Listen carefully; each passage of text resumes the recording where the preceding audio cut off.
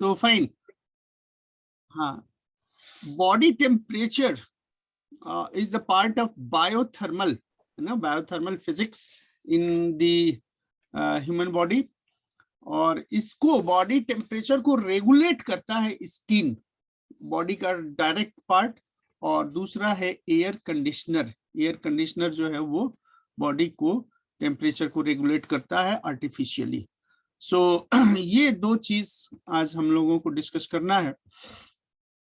So you see कि thermo regulation of human body, thermo regulation of human body में क्या क्या इसमें पार्ट हैं जो इसमें पार्टिसिपेट करते हैं। तो देखिए, दो पॉइंट है, एक टीसी और दूसरा टी शॉट। बहुत सारे टर्म्स हम आज ऐसे यूज करेंगे जिसको आपने पहले नहीं पढ़ा है और उसको आगे डिटेल में पढ़ेंगे। बट एक जनरल परसेप्शन का मतलब हो गया कि पढ़ा लिखा आदमी को एक कॉमन सेंस होना चाहिए। वो कॉमन सेंस वाले वर्ड्स जो है थोड़ा हम यूज करेंगे, थोड़ा बायोसाइड का। तो उसको आप देखिए, और चूंकि रिकॉर्डिंग है तो आप इसको बाद में भी देख सकते हैं जब आपको मन करे। तो दो जो पार्ट है टीसी एंड टी सेट्स में, हाइपोथैलेमिक टेम्परेचर और अदर डीप टेम्परेचर, ये दो पार्ट कंट्रोल होता है। और इसके बाद जो फीड है वो pyrogens, exercise training and heat acclimation and biological rhythm.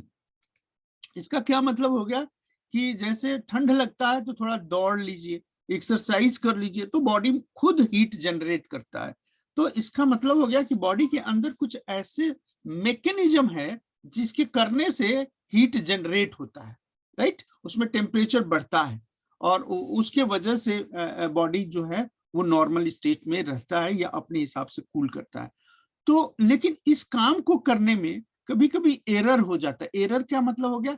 Excessive cooling न हो जाए, एक्सेसिव हीटिंग ना हो जाए। इसके लिए थर्मल एरर सिग्नल बॉडी देने लगती है कि नहीं, बस अब इतना ही। उसको समझना होता है, you have to understand in better form. उसके बाद क्या है? Integration of thermal signals. Body signal देती है, उस सिग्नल को हमको समझना होता है। जैसे आपका तबीयत खराब होता है तो बॉडी सिग्नल देता है क्या? पहला बॉडी का टेम्परेचर बढ़ गया, थोड़ा सर दर्द होने लगा, थोड़ा कहीं और दर्द होने लगा, क्रैम्पिंग होने लगा, मसल्स का चेंजेस होने लगे। तो ये क्या है? बॉडी का सिग्नल है जिसकी वजह से बॉडी के टेम्परेचर को कंट्रोल करते हैं या उसके सिचुएशंस को कंट्रोल करते हैं। अब इसमें इफेक्टिव जो रोल होता है वो सबसे बड़ा है सेरेब्रल कॉर्टेक्स का, माने ब्रेन के अंदर जो न्यूरॉन्स हैं उनका। Thermal comfort and effector signal for behaviour. तो डेफिनेटली कोई भी एक्टिविटी होता है तो उसको ब्रेन ही कंट्रोल करता है, तो एक वहां से। उसके बाद स्वेट ग्लैंड्स हैं, effector signal for sweating and vascular dilations. तो जो बॉडी का टेम्परेचर होता है उसमें देखिए, गर्मियों में पसीने निकलने लगते हैं। पसीने निकलने का मतलब कि बॉडी के अंदर जो वाटर है वो बाहर निकल करके उसको कूल रखने की कोशिश करता है। Effect signal for vasoconstrictions, skin artery and superficial veins, माने जो इस त्वचा है जो थोड़ा कट जाता है तो वहां से ब्लड आने लगता है। इसका मतलब कि वहां पर आर्टेरियल पार्ट है और वेन का भी पार्ट है जिसके थ्रू ब्लड का लगातार सर्कुलेशन होता है। Then effector signal for heat production, skeleton muscles. दौड़ते हैं तो क्या होता है? मसल जो है वो बहुत ज्यादा फास्ट एक्टिव में स्टेट में आता है और फास्ट एक्टिव स्टेट में आने की वजह से हीट जनरेट होता है। तो ये एक फ्लो डायग्राम हो गया thermo regulation of human body. अब नॉर्मल बॉडी टेम्परेचर रेगुलेशंस के लिए it is achieved by activity in 3 सब सिस्टम्स। कौन कौन सब सिस्टम है? पहला है thermo afferent system, integrating system and effector system. तो थर्मो अफरेंट सिस्टम में पहला जो थर्मो रिसेप्टर है वो है skin. The first one is skin, और इस स्किन से you see this part is skin, और ये दिस पार्ट इज स्किन। तो स्किन से टेम्परेचर ज्यादा कंट्रोल होता है। Then hypothalamus and spinal cord, spinal cord समझ रहे हैं, रीढ़ की हड्डी। अब क्या आप समझ सकते हैं कि जो बॉडी का पार्ट है, जैसे स्किन है, आउटर सरफेस, फेस, यस, हाँ सर बोलिए। आपकी स्लाइड फर्स्ट पे चल रही है सर। फर्स्ट पे चल रही है अब? यस सर, नहीं सर, नहीं चेंज नहीं हो रही है, नहीं चल रही है सर। Okay okay, good. तो मैं इसको स्लाइड को स्टॉप करता हूँ और अगेन शेयर स्लाइड में फिर से शेयर ऑप्शन पे आ रहा हूँ और अब तभी मैंने चेंज हैंड हो रेज रहा किया है। था। यस सर, अब सही है। अब चेंज हो रहा है। Yes sir, yes sir. चलिए, तो इसी पार्ट से मैंने फुल स्क्रीन, एक बार फुल स्क्रीन भी ट्राई करते हैं। हाँ, अब चेंज हो रहा है। Yes sir. हाँ, चेंज हो गया। Yes sir. ठीक, तो सर ये फुल स्क्रीन नहीं है। फुल स्क्रीन नहीं है? No sir. अच्छा, मेरे पास तो फुल स्क्रीन दिख रहा है। No problem sir, it is clearly visible. Okay fine sir सही है। ठीक। तो अब आपसे एक छोटा सा क्वेश्चन ये है कि फेस का स्क्रीन है या गर्दन है या हाथ है, इस पे ठंड कम लगता है, ऐसा क्यों?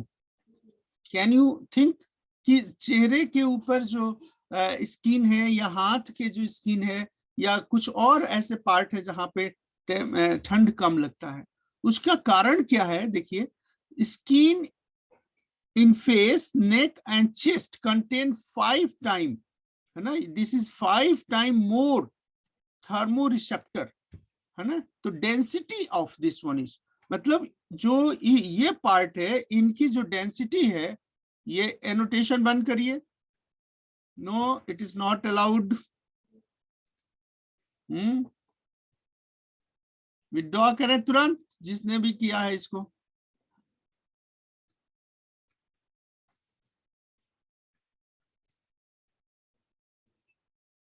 इसके पहले वाला डायग्राम चलो, तो now it is,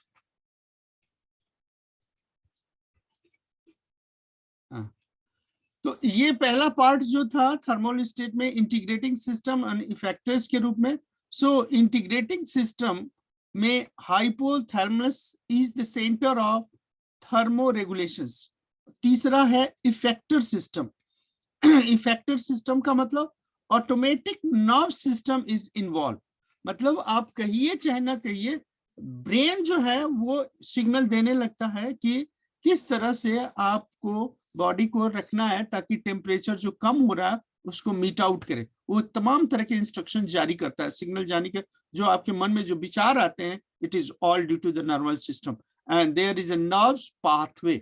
nerves pathway का मतलब कि जो इंस्ट्रक्शन पास किए जाते हैं, वो बॉडी के बहुत सारे ऐसे पार्ट है जिससे ये सिग्नल देते हैं, और वो सिग्नल देने को पार्ट कहते हैं हम पाथवे। तो nerves pathway in general part हो गया। अब देखिए, दूसरा पॉइंट है कि सेंट्रल हाइपोथर्मिया। सेंट्रल हाइपोथर्मिया में जो कुछ वर्ड्स यहाँ पे है कॉमन, जिसको आप पहले से जानते हैं, जैसे हेमरेज। ये हेमरेज पहले से आप जानते हैं, कभी कभी कहते हैं ना ब्रेन हेमरेज हो गया, तो हेमरेज है। इंसेफेलाइटिस, ट्रॉमा, है ना, हीट स्ट्रोक, ये सब वर्ड्स पहले से आप जानते हैं कि ये क्या होता है, इसके बारे में थोड़ा थोड़ा आइडिया आपको है। डिहाइड्रेशन, गर्मियों में हीट स्ट्रोक से डिहाइड्रेशन होने लगता है। डायरिया, तो ये जो पार्ट है, कॉज क्या है कि यदि हाई टेम्परेचर हो जाता है तो उसमें जो कॉर्ड होता है वो उसके वजह से इन्फार्क्ट। इन्फार्क्ट का मतलब होता है कि ब्रेन के अंदर जो वेन है, जो रक्त वाहिनी नलिकाएं हैं, वो एकदम से सिक्योर जाती है, कॉन्ट्रैक्ट कर जाती है, that is infarct. Then brain haemorrhage, माने यदि बहुत ज्यादा एक्सपेंड हुआ तो वो फट भी जाती हैं और उसके वजह से ब्लड जो है चारों तरफ ब्रेन में बिखर जाता है। Then tumour, then trauma, then encephalitis. तो ये अलग अलग डिजीज हैं जो इसके कारण होता है। और उसके बाद जो और दूसरा डिहाइड्रेशन और हीट स्ट्रोक, और ये चीजें जो है कॉमन पार्ट है जिसको आप बहुत अच्छी तरीके से जानते हैं थोड़ा थोड़ा करके। Another mechanism involved in damage of tissue, तो जो टिश्यू डैमेज हो रहा है उसके मैकेनिज्म क्या है। और अनदर मैकेनिज्म, पहला इंपॉर्टेंट पॉइंट ये है कि excessive high tissue temperature, this is excessive high tissue temperature. तो हीट स्ट्रोक जब लगता है तो टेम्परेचर क्या है 41 डिग्री से ज्यादा या 105 फ़ारेनहाइट से ज्यादा ये टेम्परेचर हो जाएगा तो हीट स्ट्रोक ही होता है। Can direct, Again, your slide is not changing. Slide नहीं चेंज हो रहा अब? No, No, sir. sir. No, sir. क्या हो रहा है ये?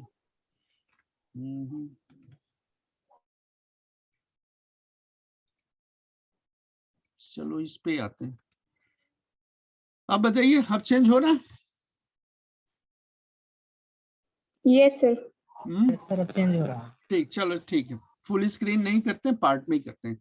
तो ये पार्ट हम लोग डिस्कस कर रहे थे कि जो हमारे पास हीट स्ट्रोक है, हीट स्ट्रोक में 40 डिग्री से ऊपर का टेम्परेचर वो डायरेक्टली टिश्यू इंजर करता है और उसकी वजह से बहुत सारे बॉडी के अंदर प्रॉब्लम हो जाते हैं, जिसमें कुछ मेन ये है कि रिड्यूस्ड सिरेब्रल ब्लड फ्लो, माने ब्रेन के अंदर जो है वो हीट का प्रवाह बहुत कम हो जाता है, combined with abnormal local metabolism and coagulating pathway can lead dysfunctionals of the central nervous system. तो ये सेंट्रल नर्वस सिस्टम में हाई टेम्परेचर की वजह से प्रॉब्लम हो जाता है। अब आता है symptoms and sign of heat illness. Hypothermia का सिम्टम क्या है? तो minor intensity of heat illness, और उसका सिम्टम है मिलिनेरिया रूब्रा माने heat rash, result from occlusion of extreme sweet glands duct.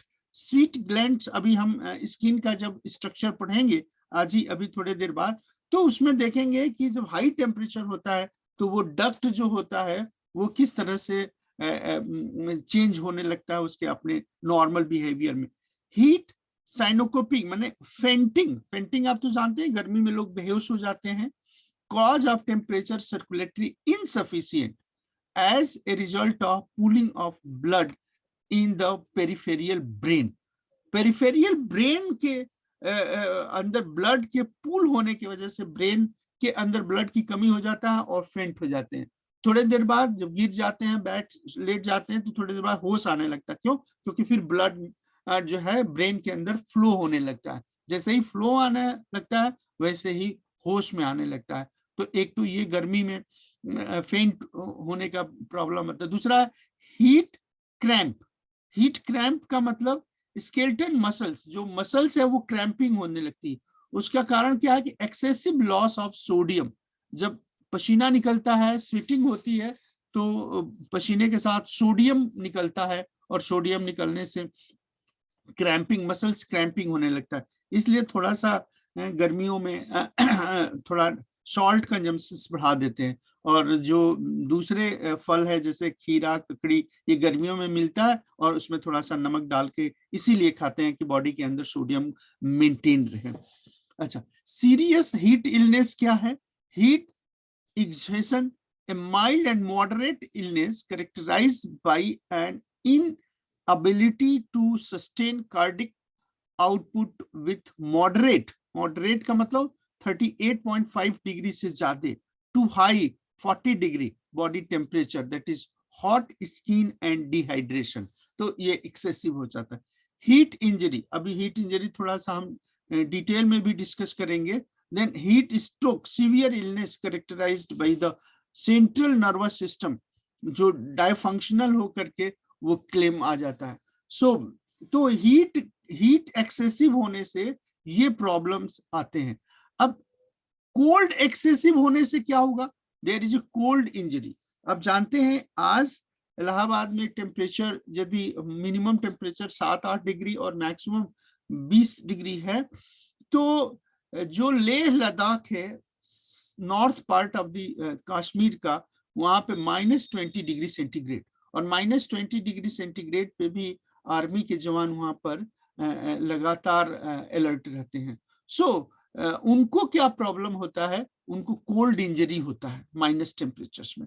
और ये माइनस टेम्परेचर में एक जो वहां पे सिपाही होता है उसका मैक्सिमम गर्मियों में 3 महीना और जाड़े में 2 महीने से ज्यादा उनकी वहां पोस्टिंग नहीं होता है, उसके बाद तुरंत उनको वापस बुला लेते हैं। तो क्या क्या संभावना है? Cold injury are classified at hypothermia and peripheral cold injury. Hypothermia whole body cooling, whole body cooling मैंने माइनस कितना भी कंट्रोल करिए लेकिन कुछ न कुछ टिश्यू का इंपैक्ट आता है। So whole body cooling. और पेरिफेरियल कोल्ड इंजरी में क्या, localise to the extremities and exposed skin, मतलब जहां पे हाथ जैसे खुला है और खुले हाथ में यदि लो टेम्परेचर -20 पे कहीं स्किन से कोई बर्फ लग गया तो वो तुरंत वहां कट जाता है ना। तो एक्सपोज स्किन, तो इसलिए कोई शरीर का कोई भी पार्ट एकदम से खुला नहीं रखते हैं उसमें। देन नॉन फ्रीजिंग है ना, और फ्रीजिंग, फ्रॉस्ट बाइट है ना, chilblain and frost bite. तो both hypothermia and peripheral cold injury often occur simultaneously. Simultaneously का मतलब कि यदि थोड़ा सा भी पार्ट ओपन हो तो वहां पे इंजरी होना ही है, बाइट होना है, फ्रॉस्ट बाइट उसको कहते हैं, जिसकी वजह से फ्रीजिंग के में और पूरी बॉडी धीरे धीरे कूलिंग होने लगती है। इसलिए वहां पर जो भी आर्मी एक तो बहुत अच्छा व्यवस्था करते हैं लेकिन इसके बावजूद भी जाड़े में 2 महीने से ज्यादा की पोस्टिंग नहीं देते हैं। Now cold exposure elicits peripheral vascular, माने जो ब्रेन के अंदर का पार्ट है या आउटर जो पार्ट है उसके अंदर जो ब्लड का फ्लो है उसको बढ़ाने के लिए लगातार बॉडी का कंजम्पशन ऐसे करते हैं कि heat transfer the body core and the shell माने स्किन, माने इनर से लेकर के आउटर। दूसरे शब्दों में हम कहें कि इसको क्या कहते हैं कि गर्म चीज खाना चाहिए है ना, गर्म दूध हो, गर्म चाय हो, सब जो भी हो, क्योंकि बॉडी के अंदर हीट का ट्रांसफर हो। अंडरलाइन टिश्यू माने जो स्किन के अंदर के जो टिश्यू हैं वो क्या करते हैं, कॉन्ट्रिक्ट टू थिकन। कंट्रिक्ट टू थिकन का मतलब हो गया कि जो सिकुड़ जाते हैं और सिकुड़ के मोटे हो जाते हैं है ना। ठंड की वजह से क्या होगा, सिकुड़न होगा और उसके बाद वहां पे डेंसिटी ज्यादा होगा, थिकन होगा। The isolative cell while reducing the body core area है ना। This have defend core temperature but at the expense of declining peripheral tissue temperature which contribute a peripheral cold injury है ना। Then hypothermia depress enzymatic activity interferes with the phylogic functions क्या है, clotting, respiratory, cardiac conduction and rhythm, impair expressions। अब ये जो part है respiratory and cardia, ये जो ओमिक्रॉन है और ओमिक्रॉन का जो और एक कैमरून के थ्रू म्यूटेट होकर के वायरस आ रहा है, that is the 4th generation virus है इसका। वो क्या करता है कि रिस्पिरेटरी, ऐसे भी ठंड में सांस की थोड़ी प्रॉब्लम होती है और उसमें ये इस तरह का प्रॉब्लम आ जाता है तो ये और ज्यादा इफेक्टिव हो जाता है। तो इसके वजह से ये किसमें कन्वर्ट हो जाता है, लहर में है ना, 3rd वेव जिसको हम कॉमनली करते हैं। और जो चेंज हो जाता है, the cold temperature below 95 and clinical manifestation are related to the cold temperature achieve and this classical J wave on ECG. ECG आप लोगों ने देखा होगा, ईसीजी पर कोल्ड वेव के जे शेप का स्ट्रक्चर आने लगता है बॉडी का रिस्पॉन्ड के लिए। देन चिल ब्लेंस क्या, appears as localized inflammatory lesions of the skin that most often involve the dorsal surface of fingers, but the ear, face and exposed signs are common area जहां पे ये chilblains होने लगता है। Then trench foot caused by the prolonged cold wet shocks or glow exposure which can cause skin breakdown and nervous damage. Nervous damage का तो मतलब आपने देख लिया कि ब्रेन हैमरेज वगैरह जैसे स्थिति क्रिएट हो जाता है. एंड ट्रेंच फूट माने नंगे पांव जो है is often accomplished by the infections. ठंड में देखिए जो स्किन सिकुड़ जाता है तो पैरों में लाइनिंग आ जाती है ना, पैरों में लाइनिंग आ जाती है जाड़े में. And increased sensitive to pain, और फिर ये इतना ज्यादा वो सिनिक हो जाता है कि वो दर्द करने लगता है. तो क्या होता है फ्रॉस्ट बाइट में कि लगातार आप मोजा और इस तरह से चीजें को रखिए, पैर को गर्म रखिए ताकि स्किन के अंदर फ्रॉस्ट बाइट ना हो जाए, है ना.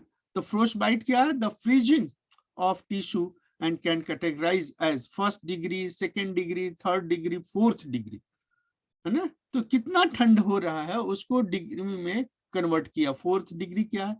Extensive tissue and bone, tissue के अंदर श्रिंकिंग तो है ही है, बोन भी जाके कॉन्ट्रैक्ट होने लगते हैं. The severity of frostbite may take many days to week to determine, and frostbite requires early surgery consultants. अब वो तो ठीक है कि क्या क्या हो गया तो उसके लिए कैसे हम उसको दूर कर सकते हैं. और ये दिस वन इज सिंड्रोम्स, और ये बहुत ही टेक्निकल टर्म्स है जिसको हम अभी छोड़ देते हैं. अब आइए स्किन. What is skin? यहाँ से हमारा इंपॉर्टेंट टॉपिक शुरू हो जाता है स्किन का कि व्हाट इज स्किन. तो skin is really an organ made up of 2 very different basic tissue type. पहला क्या है? Epithermic, which is composed of epithelium tissues, जो बाहर का है. स्किन के ऊपर जो बाहर का पार्ट है दैट इज एपिडर्मिक, और जो अंदर का है वो dermic. The dermic which is composed of connecting tissues. मतलब कि एपिथर्मिक जो है वो पैरेलल टिश्यूज के कॉम्बिनेशन से, और डर्मिक जो है वर्टिकल टिश्यूज के कॉम्बिनेशन से पार्ट होता है. तो स्किन को बेसिकली हम 2 भागों में क्लासिफाई करते हैं, epidermic and dermic. On to review of basic tissue presentation में आप उसको ठीक से देखेंगे जब पूरा चैप्टर पढ़ाया जाएगा. लेकिन एक ब्रीफ में स्किन का जो पार्ट दिखाया जाए तो ये स्ट्रक्चर आपके सामने है कि एपिडर्मिक जो पार्ट है ये टिश्यू आपस में पैरेलल कनेक्टेड है. 1 लेयर, 2 लेयर और 3 लेयर. ये 3 लेयर जो है cellular surface layer. Cellular surface means एक सेल दूसरे सेल से आपस में कनेक्टेड होते हैं. जो सबसे ऊपर का पार्ट होता है वो ड्राई और डेड स्किल्स हो जाते हैं, त्वचा का रुखरा पार्ट. और उसके बाद नीचे का जो पार्ट है जो रेड से दिख रहा है ये है डर्मिक, है ना. और डर्मिक और एपिडर्मिक के बीच में है basement. Basement of what? Basement तो आप समझते हैं ना, जो अपार्टमेंट है उसके नीचे का पार्ट को बेसमेंट कह देते हैं. तो एपिडर्मिक है, उसके बाद बेसमेंट मेम्ब्रेन, और देन डर्मिक, एंड देन हाइपोडर्मिक. जो इनर पार्ट होता है टिश्यू का वो हाइपोडर्मिक. तो इनर पार्ट पे बहुत ज्यादा फोकस नहीं करना है हमको 2 ही पार्ट करना है, एक एपिडर्मिक और दूसरा डर्मिक. एपिडर्मिक क्या है? एपिथेलियन और कनेक्टिव. अब क्वेश्चन क्या आता है? What is skin and draw the clear diagram of the skin. तो क्लियर डायग्राम स्क्रीन के लिए ये आपके ये this one is a clear diagram of skin. Skin के अंदर जो लेफ्ट साइड से क्लासिफाई करिए तो देखिए ये है, दिस वन इज एपिडर्मिक, यहां से ऊपर का थोड़ा सा पार्ट. देन ये पोर्शन डर्मिक है, एंड देन नीचे का पार्ट जो है हाइपोडर्मिक, जिसको सुपरफिशियल वो फैब्रिक्स के रूप में आ जाता है. तो 2 पार्ट देखिए, एपिडर्मिक और डर्मिक. एपिडर्मिक में जो स्किन का जो पार्ट है उसमें कई पार्ट अब उसको डिवाइड करते हैं, जैसे हेयर सॉफ्ट, है ना. देन पोर, जो छोटे छोटे छिद्र दिखते हैं. The dermal papillens, that is papillary layers of dermic, and then Meissner's corpus, free nerves, and reticular layers of dermic, and then glands, then effectors, then sensory nervous, then accreting gland, and then pulse, then artery और vein. ये इतना part, ये part क्या क्या होता है? 0.1 millimetre का ये स्ट्रक्चर है, और उसके नीचे जो है आर्टरी और वेन। आर्टरी क्या है? दिस आर्टरी इज रेड, माने प्योर जो ब्लड होता है, और ब्लू क्या है? वो वेन है। वेन में क्या होता है? अशुद्ध रक्त। तो ये अशुद्ध रक्त और शुद्ध रक्त को प्रवाह करने के लिए रक्त नलिकाएं हैं। And then adipose tissue, these are the yellow colors, and then hair follicles receptor, ये जो ग्लैंड्स के रूप में आता है, जो रूट के पार्ट आता है, and then there is a hair follicles and hair root, ये hair root। तो what you have to do कि एग्जामिनेशन में इसी डायग्राम को पूछते हैं, तो आप इस डायग्राम को 3-4 बार रफ पे बना के और मेन पार्ट को प्रैक्टिस कर लीजिएगा। जैसे एपिडर्मिक क्या है और डर्मिक क्या है, ये दो मेन क्लासिफिकेशन हो गया। And then there are some major parts in the epidermic and the major parts of the dermic, ये चीज डायग्राम्स के रूप में। एपिडर्मिक का यदि हम थोड़ा सा और स्ट्रेटिफाइड एपिथेलियम टिश्यू की बात करें, तो मैंने कहा कि ये जो स्टेटा है, स्टेटम कनेक्शन जो पैरेलल है, ये देखिए जो सेल्स हैं वो एक दूसरे से पैरेलल में कनेक्टेड है, तो सेल्स आर डेड। जो ऊपर का सेल, स्किन के जो सबसे ऊपर होता है वो डेड सेल्स होता है, ये तो आप जानते ही हैं। Represented only by flat membranosus shark field with creatine and glycolipids in extra cellular space, तो सबसे ऊपर का पार्ट हो गया। उसके बाद जस्ट नीचे है सेल्स आर फ्लैटेंड, है ना, deteriorating this part, and then cells contains thick bundle of intermediate filaments made of this precreatins. Then cells are actively metallic stem cells, and some new form cells comes into the picture, and then there is a dermis.